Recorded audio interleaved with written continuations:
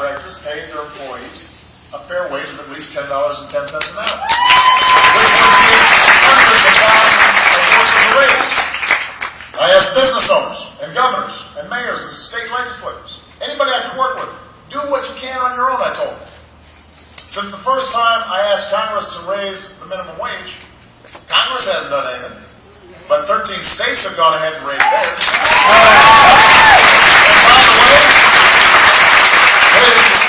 It's important to remember, just because folks are always trying to run the okey doke on you. The states that have increased their minimum wages this year have seen higher job growth than the states that have not increased their minimum wages. All right. And more business owners are choosing to lift wages for their workers because they understand that it's going to be good to have productive workers, loyal workers, invested workers.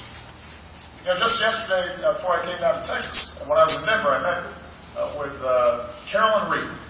She owns 6 silver mine sub shops. She started her own business. She was working at UPS and decided she wanted to be a business owner. Got her first franchise, or her and her husband mortgaged their house. Eventually, they got an SBA loan. Now she's got 6 stores. Wonderful woman. And today, she decided to raise her hourly employees' wages to a minimum of $10.10 an hour. She just went ahead and did it on her own because she realized that she'll have less turnover and she's going to have more productive workers. As long as Congress will not increase wages for workers, I will go and talk to every business in America if I have to. There's no denying a simple truth. America deserves a raise, and if you work full time in this country, you shouldn't live in poverty.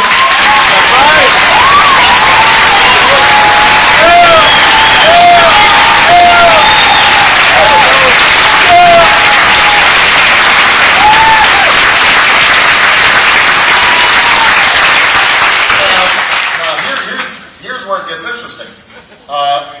There are a number of Republicans in Congress, including a number of the Texas delegation, who are mad at me for taking these actions. They actually plan to sue me. Oh, wow.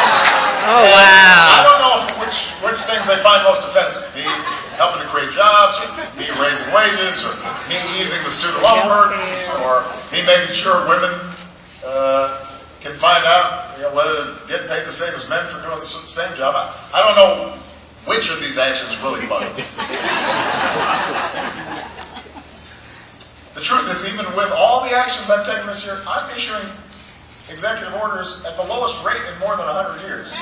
So it's not clear how it is. The Republicans didn't seem to mind when President Bush took more executive action. Maybe it's just me they don't like. There's some principle out there that I haven't discerned. I haven't figured out. You hear some of them. Yeah. All right. Soon, impeach them. Hey, really?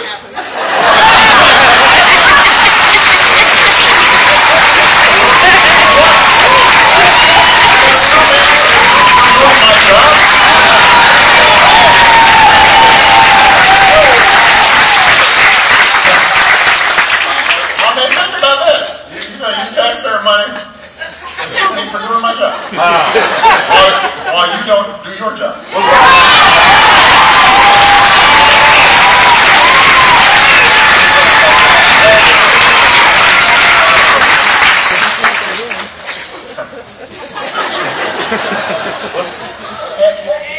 There's a great movie called The Departed, a little violent for kids, but there's a scene in the movie where Mark Wahlberg, they're on a stakeout, and somehow the guy loses the guy that they're tracking, and Wahlberg's all upset and yelling at the guy. And the guy looks up and he says, "Well, who are you?" And Wahlberg says, "I'm the guy doing my job. You must be the other guy."